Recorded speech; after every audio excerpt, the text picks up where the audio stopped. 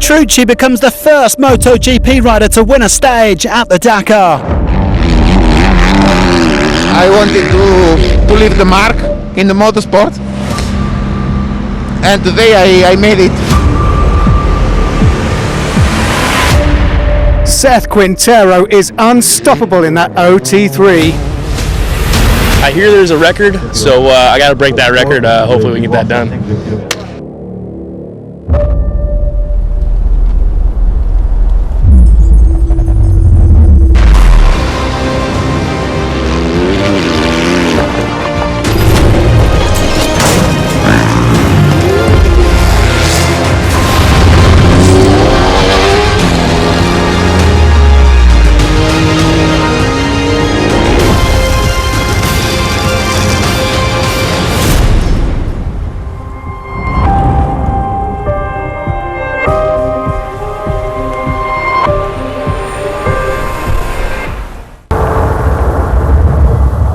Alone in the desert. I'm not gonna run. Lonely and sometimes stranded. Not gonna hide. Welcome to the 2022 Dakar. Gonna bring out the strength inside. A battle against the elements. A battle against the clock. Not gonna fall or give up the fight. Gonna stay strong for you tonight.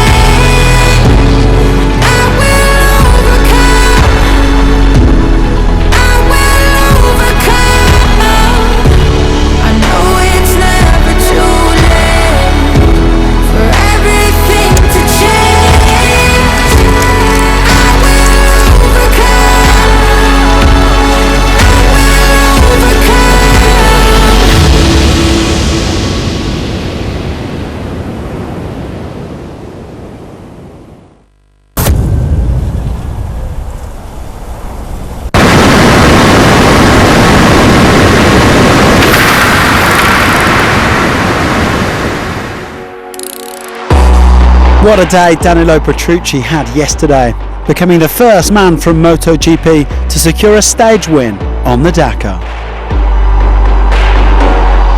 When they told me some minutes ago, I start crying and I cannot believe it. I grew up, my father used to give me like a present, videotapes from MotoGP and from Dakar. And every day when I was child coming back from school, I was looking always this videotape, rolling.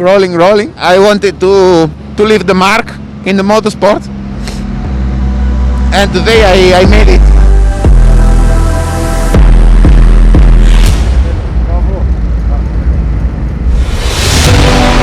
Just over 400 kilometres on the menu for the bikes today as they swap routes with the cars and trucks.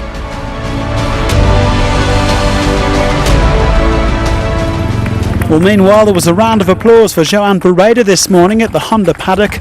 The Spaniard is carrying some injuries and it looked like he would have to bow out of the rally, but Dakar bikers are made of sterner stuff.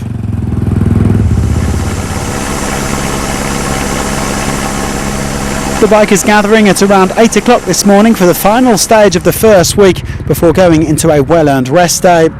There was already a little bit of apprehension about tackling this one, given that the tracks had already been pretty churned up yesterday. Today's stage 6, which the cars and the trucks did yesterday. It's going to be important to be able to read the lines, and we have to be careful and then try to push as much as we possibly can. The Ross Branch was the second man to set off today after a fine showing yesterday. He only missed out on the stage victory by 2 measly seconds. The man from Botswana was sitting 7th overall this morning, just over 18 minutes behind the leader, Sam Sunderland, but his Dakar was set to come to a premature end.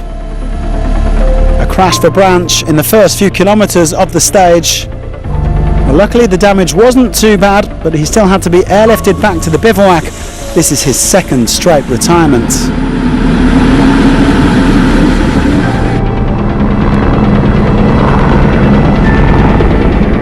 I just hurt my right leg, and that's about it. You know, I'm actually okay, and I feel alright. So that's the main thing. We're here in one piece. Today was bad luck, and we'll be back next year better and stronger for sure.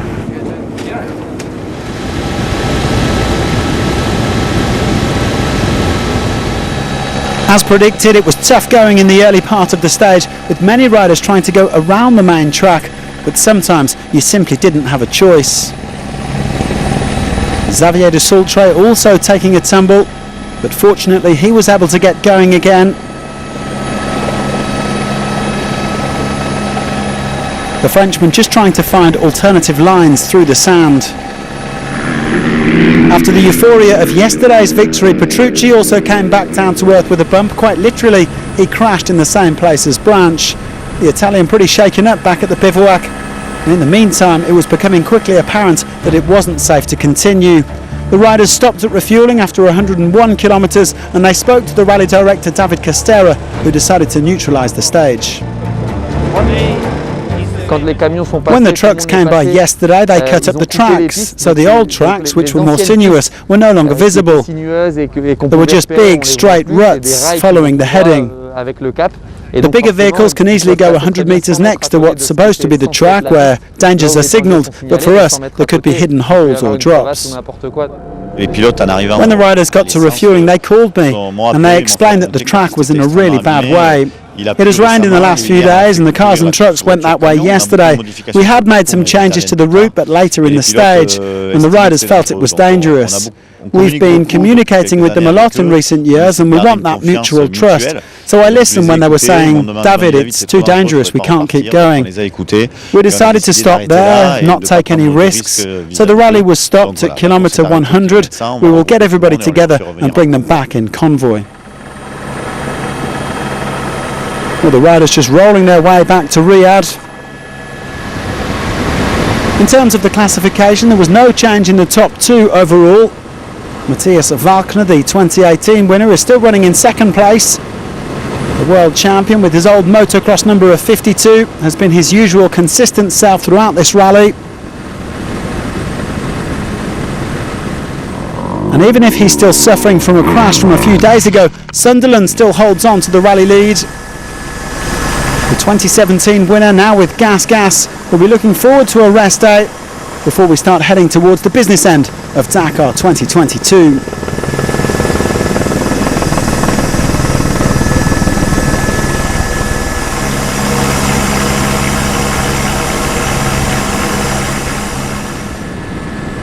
Well, once the calculators came out, Daniel Sanders was given the stage victory. That pushes him up to third place overall, just ahead of Adrian van Beveren. Skylar Howes unfortunately drops out after his crash yesterday, but now let's find out a little bit more about the American.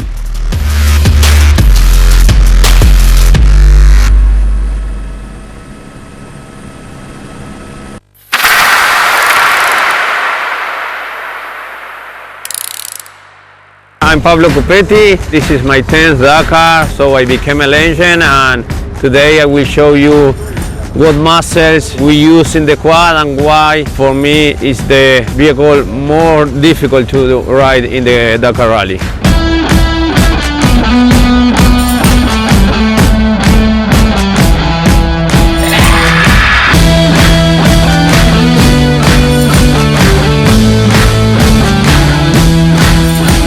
First of all, this quad is really heavy. It weighs 300 kilos, so you must train a lot just to ride comfortable.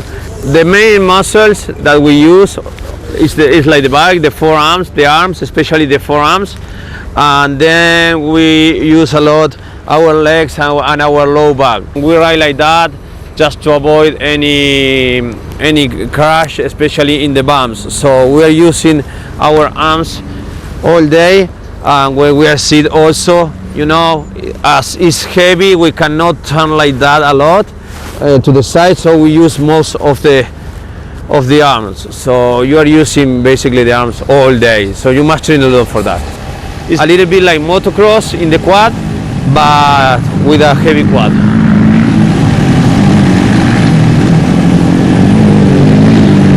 I have a coach and we train 6 times a week, doing a lot of lifting, deadlift for the low back, press for the shoulders and the chest. Once a week we have a really long cardio, and I also train twice a week with the quad, especially with the 450 in the motocross tracks. Every young rider that wants to compete in the Dakar Rally must train seriously, must have a coach, go to the gym, train with the quad a lot of time, and then race. That's the most important thing, to race many navigation races. The Dakar Rally is the toughest race in the world, so you must train really seriously for this race. If not, you won't have a good time here. Try to enjoy the sport. That's the most important thing.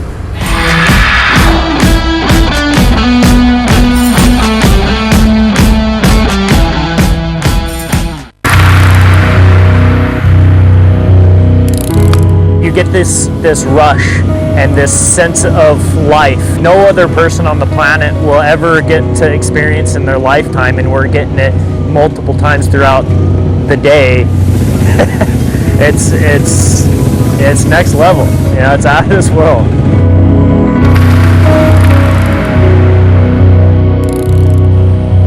The journey of Skylar Howes on the Dakar has certainly not been an easy one. From a privateer to the dream of becoming a factory rider. The first year I had real high expectations of myself, and I kind of fell short of those. You know, I could do better. A first Dakar in 2019 that ended after 6 stages, but he returned, decided to succeed.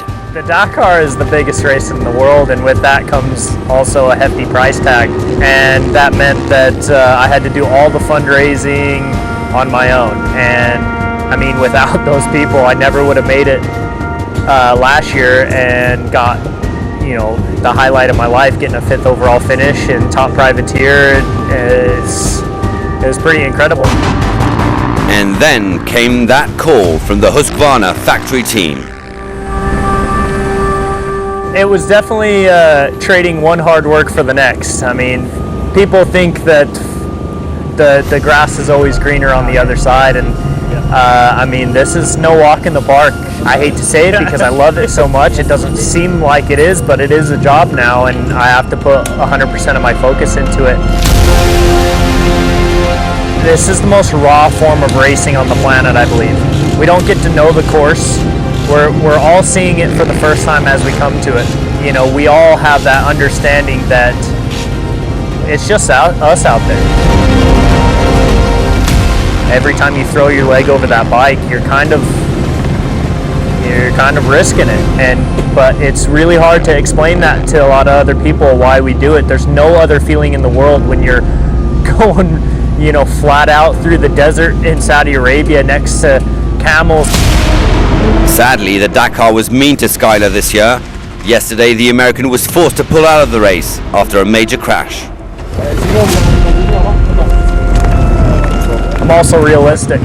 You know, this is the biggest, most difficult race in the world, and as soon as you think you got it figured out, Dakar has a funny way of just bringing you right back down to earth and showing you who's boss, and the race is boss.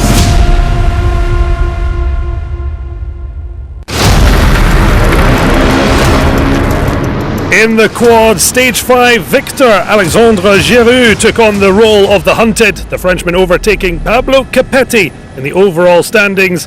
Deja vu on stage 6 as the race lasted just 110 kilometres, but not before the course claimed Manuel Andújar. His dream of defending his title rocked after losing 50 minutes in Stage 1B. Hitting a big rock meant retirement and a painful end for the title winner 12 months ago. As one door slammed shut, the opportunity for a new champion opened. Not likely Sébastien Soudé, but the Frenchman, 6th last year, claimed a first ever podium finish. Two Frenchmen in the top three, but having abandoned in the two previous editions, Giroud was taking no risks as conditions worsened. Alexander Maximov edged ahead after the second checkpoint, just 9 seconds ahead of Giroud when the decision was taken to stop.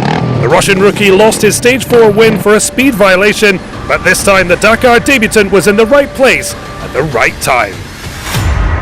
Stopped just after the second checkpoint, meaning a maiden win for Maximov, with Giroud claiming a 5th successive podium, while Soudé earning a historic first top 3 finish.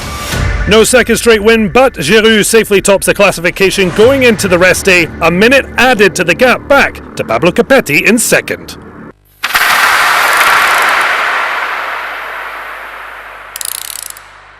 I'm Pablo Capetti. This is my 10th Dakar, so I became a legend, and today I will show you what muscles we use in the quad and why for me is the vehicle more difficult to ride in the Dakar Rally.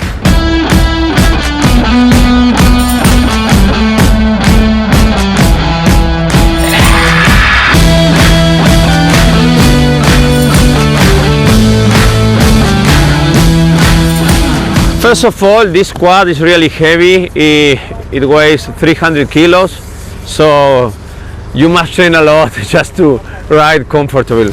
The main muscles that we use is like the back, the forearms, the arms, especially the forearms, and then we use a lot our legs and our low back. We ride like that just to avoid any crash, especially in the bumps. So we are using our arms all day, and when we are sit also, you know, as it's heavy, we cannot turn like that a lot to the side, so we use most of the arms. So you are using basically the arms all day, so you must train a lot for that. It's a little bit like motocross in the quad, but with a heavy quad.